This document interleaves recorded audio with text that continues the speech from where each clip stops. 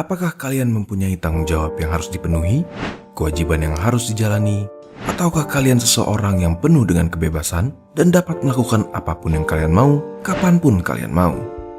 Yang manapun itu, sebagai manusia, di satu titik di kehidupan kalian, mungkin kalian pernah merasa suram, murung, muram, sedih. Silakan dipilih. Yang manapun yang bagi kalian sepertinya mewakili apa yang kalian rasakan. Mungkin perasaan tersebut sudah berlangsung lama sehingga kalian terbiasa dan mulai belajar untuk hidup berdampingan dengannya. Dan saat orang terdekat kita pun menanyakan bagaimana keadaan kita, seringkali kita menjawab penuh canda dengan kalimat yang kira-kira terdengar seperti ini. Tawa yang kita lepas bersama pun menyapu bersih kalimat itu bersamaan dengan satu kemungkinan yang patut kita pertimbangkan. Kemungkinan apa itu? Kemungkinan bahwa apa yang sedang kalian rasakan adalah depresi.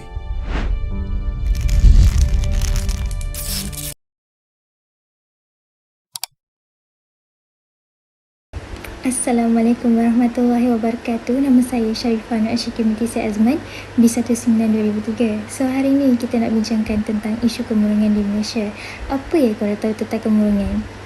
Kemurungan ni merupakan satu perasaan sedih dan tertekan yang terlampau sehingga menyebabkan seseorang tu tidak mampu melakukan aktiviti seharian mereka. So apabila kita jadi depres, kita tak kuat semangat, kita sedih, kita nak tidur, kita nak sorang-sorang, betul tak? Bila kita sedih macam tu kan, kita nak sorang-sorang, tapi bila kita tak mampu kawal perasaan ni, kita boleh jadi lagi teruk tau. Sebab depresi ni ada 3 peringkat. Ada peringkat yang ringan, sederhana dengan teruk. Okay, kita kena elakkan diri kita daripada sampai peringkat teruk ni lah. Okay, kemudian depresi ni kita tak boleh kaitkan dengan agama. Okay, pernah dengar kan orang cakap, kau ni depres mesti kau tak ada iman kan, mesti kau tak dekatkan diri dengan Tuhan kan, cakap macam tu. Mana boleh, tak boleh. Sebab benda ni kadang-kadang dia ada banyak faktor tau. Kadang-kadang faktor family ataupun dia trauma. So dia trauma benda tu, dia jadi depres, dia jadi macam terlalu memikirkan benda tu. Sebab tu kita ni sebagai orang Islam, kita tak boleh fikirkan sangat benda yang dah lepas dengan benda yang akan berlaku. Jangan terlampau risaukan. Sebab tu Allah tak bagi kita risaukan dua benda tu. Janganlah risaukan. Sebab kita kena ada kepercayaan kepada Allah, yang kita kena percaya dekat dia, yang dia adalah sebaik-baik perancang. Okay? Depresi ni dia akan pengaruh emosi, perasaan dengan kita punya kelakuan tau. So sebab tu sebelum dia kawal, kita kena kawal dia. So kalau kita nak kawal dia, kita kena bijak mengurus kita punya emosi. Jangan terlalu memikirkan satu masalah tu dengan terlalu memikirkan sampai kita tak boleh kawal. Macam tu. So kita tengok macam dalam artikel ni, kalau kita tengok artikel ni kata ada pekerja yang terpaksa mengambil pil penenang. Lepas tu tengok kat sini dia kata wanita paling berisiko menghadapi depres. Sebab apa? Sebab mak lah yang selalu bagi kita duit belanja.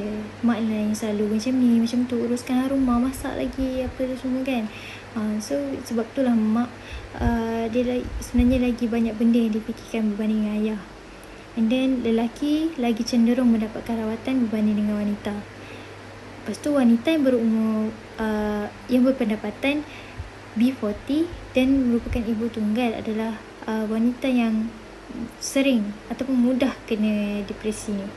Sebab mereka tak ada tempat nak bergantung, betul tak? And then ada juga kanak-kanak yang dipukul oleh ibu bapa mereka kerana mereka tidak dapat mengawal perasaan mereka apabila berada di rumah. Okey, kalau cuba bayangkan kalau ibu bapa pukul anak-anak, mestilah anak-anak tu rasa rumah tu tak selamat, betul tak? Rasa macam terkongkong, rasa macam tak selamat lah dekat rumah tu. And then ibu bapa dia pukul dia, mesti dia rasa macam nak keluar rumah kan. Tapi nak keluar rumah pun dengan keadaan sekarang ni macam tu. Lagi-lagi lah kalau ibu bapa yang jenis macam strict dengan anak-anak dia.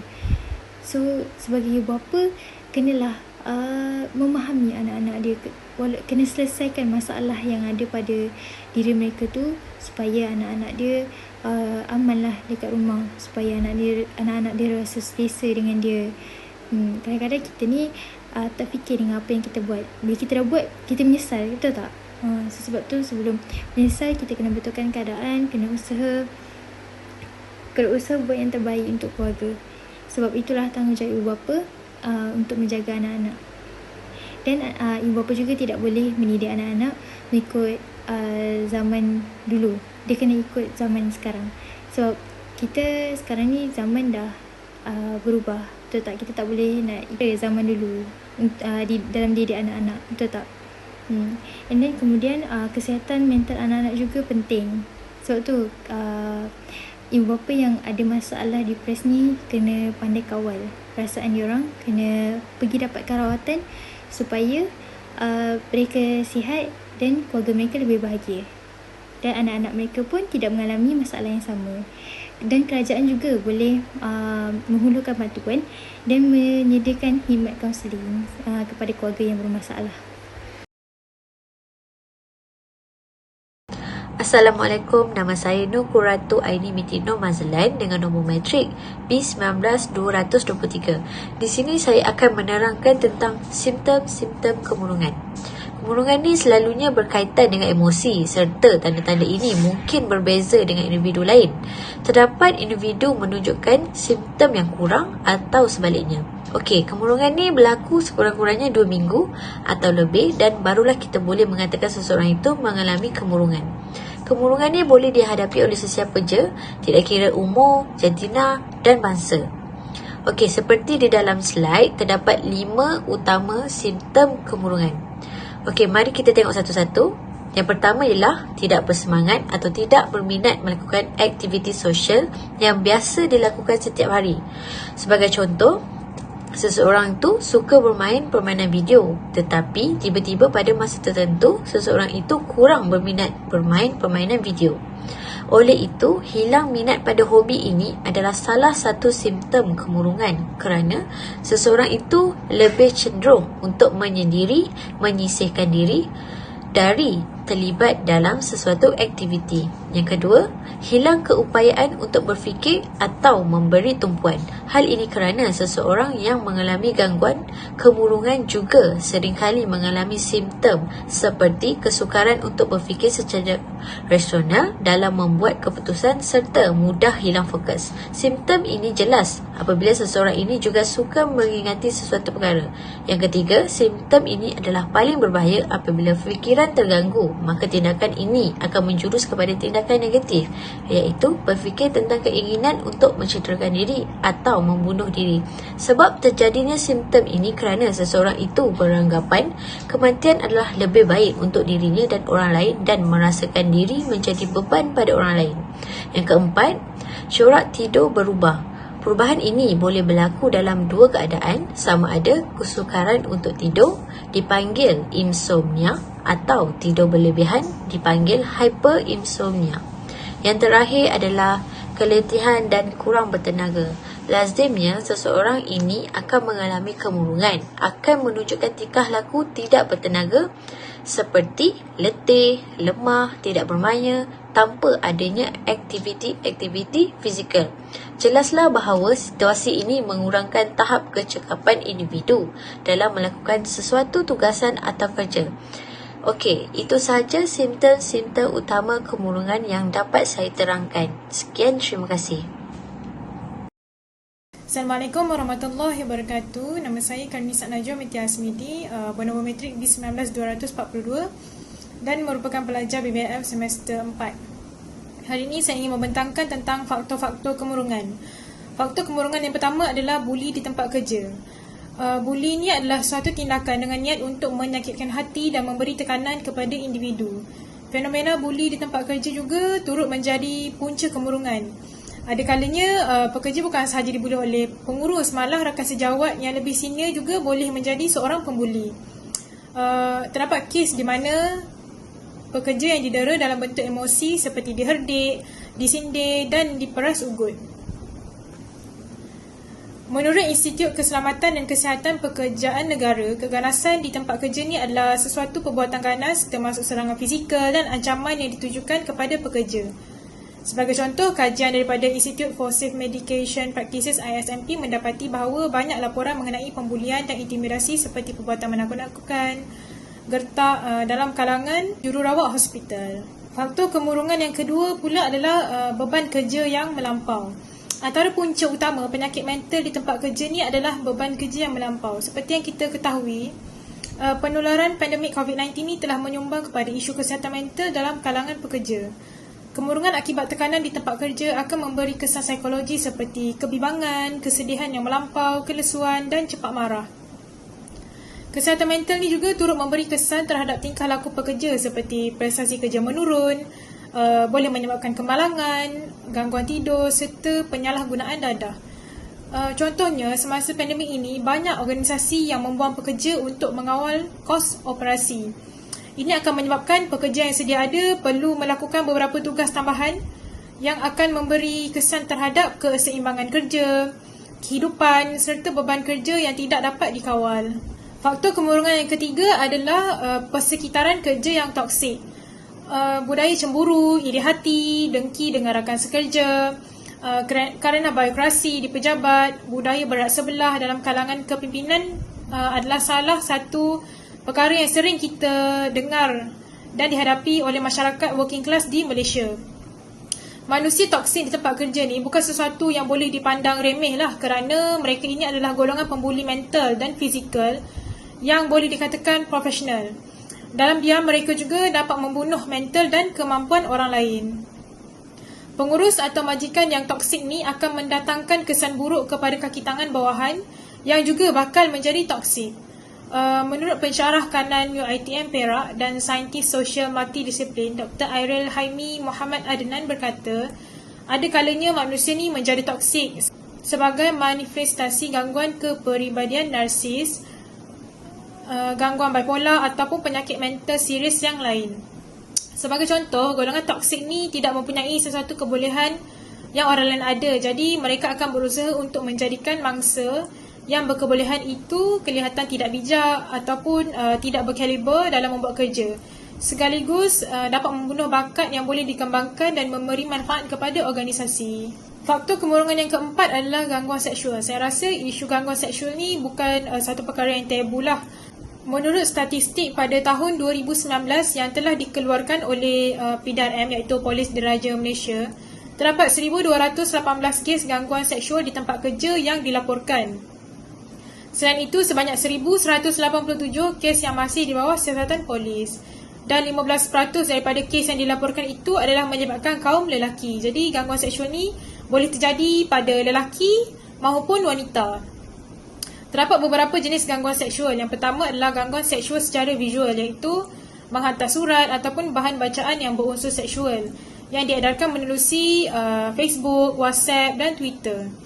Yang kedua adalah gangguan seksual secara psikologi, di mana perbuatan cuba merapati secara seksual, mendorong, mendesak, mengugut ataupun memujuk rayu bagi memenuhi keinginan seksual individu tersebutlah.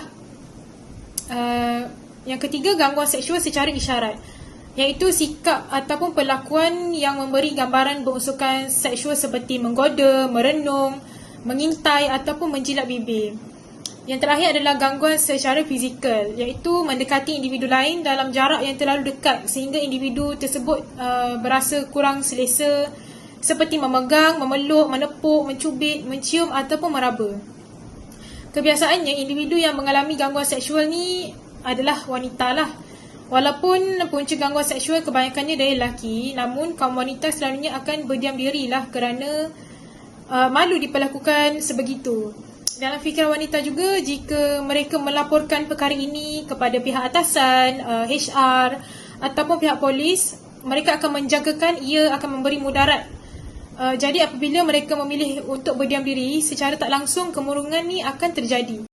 Faktor kemurungan yang terakhir adalah bekerja dari rumah ataupun work from home. Jadi semasa pandemik ni, ramai sangat pekerja yang terpaksa bekerja dari rumah untuk mengurangkan kadar jangkitan di tempat kerja. Jadi hidup dalam keadaan di kuarantin ataupun mengikutlah perintah kawalan pergerakan ni boleh menyebabkan kemurungan dan memberikan tekanan. Apabila berada di rumah, terdapat beberapa tanggungjawab lainlah yang perlu dipikul seperti menguruskan keluarga dan melakukan kerja rumah sehingga mereka ini tidak mempunyai cukup masa untuk berehat kerana masa mereka selalu terbahagilah antara kerja dan juga tugas yang perlu dipikul. Komunikasi yang terhad di antara majikan dan rakan sekerja juga menjadi penyebablah kesukaran dalam melaksanakan kerja dari rumah. Sebagai contoh, masalah lain di rumah yang tidak berapa bagus akan menyumbang kepada maklumat dan tugasan yang disampaikan kurang jelas. Jadi implikasinya, pekerja ni tidak dapat membuat kerja secara produktif yang boleh membawa kepada penurunan prestasi kerja. Selain itu, persekitaran di rumah juga amat berbeza dengan persekitaran di tempat kerja. Kerana persekitaran di rumah ni sangat tidak kondusif lah. Sebab banyak sangat gangguan seperti gangguan bunyi, ruang kerja yang sempit, peralatan kerja tidak lengkap, kursi dan meja yang tidak ergonomik. Jadi faktor-faktor ini selalu kita nampak kecil je, tetapi ia boleh memberikan impak yang besar kepada individu seperti stres atau kemurungan kerana tidak dapat melakukan kerja dengan baik seperti di tempat kerja dan tidak mempunyai rakan sekerja di sekeliling untuk bertanya. Hai, Assalamualaikum warahmatullahi wabarakatuh. Nama saya Nur Anisha Zani binti Syahri, nombor matrik B1920018 daripada kos BMCT semester 4. Okey, seterusnya saya akan menceritakan tentang cara-cara mengatasi masalah kemurungan. Yang pertama sekali ialah bercakap dengan seseorang yang anda percayai. Maksudnya di sini kita boleh bercakap dengan seorang kita percayai dapat memberikan penyelesaian terhadap masalah yang kita hadapi dan bukannya menambah bebanan terhadap masalah yang kita hadapi ini. Contohnya, jika kita menghadapi masalah kemurungan di tempat kerja, kita boleh berjumpa atau berbincang dengan pengurus atau wakil yang mewakili persatuan sekerja yang telah disediakan di tempat kerja kita dalam mencari jalan penyelesaian terhadap masalah kemurungan yang kita hadapi. Cara yang kedua pula adalah dapatkan bantuan profesional mulakan dengan anggota berdekatan dengan anda. Contohnya, kita boleh bercerita masalah kemurungan kita ini dengan keluarga ataupun sahabat rapat kita terlebih dahulu. Mungkin dengan cara ini dapat mengurangkan sedikit masalah kemurungan yang kita hadapi. Contohnya, jika di tempat kerja, kita boleh berjumpa dengan kaunselor yang telah disediakan di tempat kerja kita. Akan tetapi, jika masalah kemurungan kita ini bertambah dengan teruk, kita boleh berjumpa dengan pakar yang telah disediakan di hospital ataupun pusat kesihatan. Contohnya, kita boleh pergi ke pusat kesihatan mental, komuniti ataupun mentari yang terdapat di kawasan berdekatan dengan tempat tinggal kita. Kalau kat Malaysia ni terdapat sebanyak 22 mentari yang telah disediakan di setiap negeri. Yang ketiga pula, elakkan pengambilan alkohol dan dadah. Dah lah dalaman kita ni tengah rosak, lepas tu kita rosakkan lagi dengan pengambilan alkohol serta dadah. Jadi elakkanlah pengambilan alkohol serta dadah. Dan bagi umat Islam, hendaklah menjauhinya kerana alkohol dan dadah ini adalah haram. Yang keempat pula adalah mengamalkan gaya hidup sihat. Contohnya dengan menjaga makanan seimbang dan sebagainya. Selain itu, kita juga boleh melakukan aktiviti senaman. Contohnya macam setiap hujung minggu kalau kita tak ada kerja ke, macam ada masa lapang ke, kita boleh lakukan aktiviti senaman. Tak ambil masa lama, 30 minit pun dah cukup untuk melakukan aktiviti senaman. Contohnya macam lakukan aktiviti senaman kardio ke dan sebagainya. Sebab senaman ni dia dapat memberikan impak yang baik dalam hidup kita. Selain daripada memberikan impak terhadap fizikal, dia juga boleh memberikan impak yang bagus terhadap mental kita. Dan cara terakhir sekali adalah dengan melakukan aktiviti yang anda gemar lakukan semasa sihat. Contohnya masa sihat kita suka buat aktiviti melukis. Apa kata kita buat balik aktiviti tu. Mungkin dengan cara ini dapat mengurangkan lagi masalah kemurungan dan dapat jadikan salah satu terapi dalam merawat masalah kemurungan kita. Sebab kemurungan ni dia ada kemurungan ringan dan juga kemurungan yang berat. Jika kita menghadapi kemurungan ringan, kita tak perlu ambil ubat terlebih dahulu, tapi mungkin boleh cegah dengan melakukan terapi yang telah disediakan ataupun yang ada. Dan kepada semua yang saya kenali, jagalah kesihatan mental kita sebab penyakit mental ini bakal menjadi pembunuh utama di masa hadapan. Sekian, terima kasih. Kali tik dong. Ingat dong. Assalamualaikum semua. Apa khabar semua? Sihat tak? Dah makan? Happy tak? Kalau sedih jangan lama-lama, nanti saya sedih sekali. Alright. Salam semua yang menonton. Saya Nur Huda binti Nazar, nombor matrik B1920037, kos BBMCT semester 4. Okay, saya akan memperjelaskan tentang teori-teori berkaitan depresi. Okay, seperti yang kita tahu, anda kena tahu juga ya, depresi dapat dibahagikan kepada pelbagai jenis, iaitu depresi unipolar, depresi bipolar, distimia, psikotimia, mania dan depresi mengikut musim. Okay. Sekarang saya akan memperkenalkan 3 kelas teori berkaitan depresi, iaitu teori biologi, teori psikologi dan teori persekitaran. Okey, mesti korang nak tahu kan pasal teori-teori ni. Jadi mari kita mula, tapi jangan tidur walaupun ngantuk. Okey, teori biologi. Di bawah teori biologi terdapat 2 pecahan, iaitu genetik dan neurokimia. Pertama sekali, apa kaitan depresi dengan genetik ni? Banyak orang kata kan. Ya, menurut kajian monozygotic twin concordance dan kajian kekeluargaan Katz dan McGuffin 1993 memperoleh bahawa depresi unipolar adalah 52% disebabkan genetik, manakala depresi bipolar pula disebabkan oleh 80% faktor genetik begitu. Okay, seterusnya bagi teori biologi ialah neurokimia. Neurokimia merupakan teori terkenal yang menyatakan bahawa seseorang yang mempunyai kekurangan noradrenalin dan serotonin berkemungkinan besar untuk menghidap masalah emosi, iaitu depresi. Segala biokimia tersebut melibatkan sebahagian otak yang mengawal individu punya emosi. So, maka ketidakstabilan ketidakmampuan untuk mengawal emosi akan menyebabkan depresi yang kritikal. Sorry ya tadi sasul.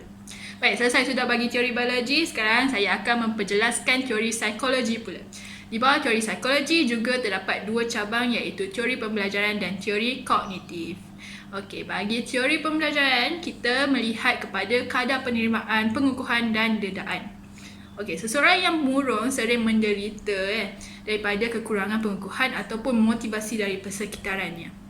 Okey, kekurangan ini akan membawa kepada kesedihan ataupun kekecewaan dia. Jika orang lain perasan akan kesedihannya, maka individu murung mungkin akan menerima perhatian dan pengukuhan yang diperlukan. Namun, individu murung juga sering menyendirikan, dan hal ini akan membawa kepada kitaran depresi yang lebih teruk. Kalau dia menyendiri, siapa nak layan dia? Begitu. Okey, anda masih bersama saya? Okey. Okey, bagi aspek dendaan pula kita lihat. Individu murung berkemungkinan mempelajari dari dendaan yang melampau lalu menjadi sangat takut untuk mencuba perkara baru. Okey, menurut Seligman, menjalankan kajian terhadap anjing menggunakan dendaan renjatan elektrik selepas anjing tersebut melakukan sesebuah aksi. Jadi anjing tersebut kemudiannya bertindak untuk tak mengulangi aksi yang sama serta takut untuk melakukan apa-apa aksi lain bagi mengelakkan denda yang membuatkan ia menderita. Jadi Seligman menyatakan juga bahawa anjing tersebut mempelajari ketidakberdayaan atau helplessness dan ia merupakan perilaku sama yang ditunjukkan oleh manusia. Ada orang tanya tadi, siapa minta maaf ke anjing tu? Tak tahu. Seligman punya tanggungjawab bukan saya. Okey. Seterusnya kita lihat pada teori psikologi kedua, iaitu teori kognitif. Ia berkaitan dengan pembelajaran ketidakberdayaan juga macam tadi. Seligman juga berpendapat bahawa teori kognitif memperjelaskan individu murung mengalami depresi kerana mereka percaya bahawa setiap perkara yang mereka lakukan tidak mampu menyelesaikan keadaan. Rasa digagal. Antara kesannya apabila mereka berasa tidak berdaya adalah individu murung akan mempunyai pandangan dan pemikiran yang menyalahkan diri sendiri saja dan bukan situasi, menggambarkan masa depan yang gelap atau kita panggil pesimisme, dan hanya melihat kegagalan secara menyeluruh. Jadi, manakala menurut Aaron Beck pula, individu murung akan hanya mengambil kegagalan dan keburukan diri lalu melihat kepada idea dan imajinasi palsu dan negatif. Okay, secara ringkasnya, individu murung sering berpendapat bahawa dirinya akan membawa malang dan segala perkara yang dilakukannya adalah salah. Kesian. Aduh, dah lama lagi ke? Okey, steady mantap. Kita ke teori terakhir kita. Teori persekitaran. Di bawah teori persekitaran terdapat 3 cabang, iaitu peristiwa kehidupan, latar belakang sosioekonomi dan perubahan musim. Mari kita lihat satu persatu. Yang pertama, peristiwa kehidupan. Okay, depresi ni tak sahaja berlaku apabila seseorang itu kehilangan orang tersayang. Namun, kehidupan yang penuh kerumitan, penuh stres yang melampau juga boleh membawa kepada kesedihan yang terlalu, membawa pula kepada depresi. Okay, sebagai contoh, CEO entrepreneur Jeffrey Bezos menghadapi kerugian disebabkan oleh pandemik COVID-19. Beliau semestinya akan berasa tertekan dan celaru. Beliau juga akan hilang arah untuk menentukan keputusan bagi menyelamatkan syarikat serta nyawa-nyawa di dalam organisasi. Jadi, hal ini mungkin akan membawa kepada depresi sekiranya beliau tidak dapat sokongan dari persekitaran. Dia tak boleh handle seorang-seorang, nanti stres. Jadi, sekarang selagi kita boleh bantu orang dalam kesusahan, kita bantu Kejap. Okay. Next, kita lihat pada aspek latar belakang sosioekonomi. Sosioekonomi juga merupakan pengaruh untuk seseorang menghidap masalah depresi.